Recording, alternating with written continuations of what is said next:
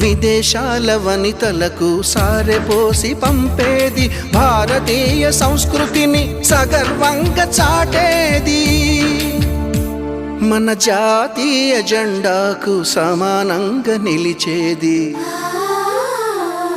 చీరలోని గొప్పతనం తెలుసుకో, ఈ చీర కట్టి ఆడతనం పెంచుకో.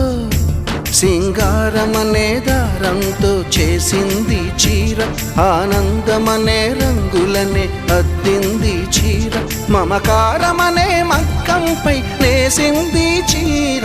చీరలోని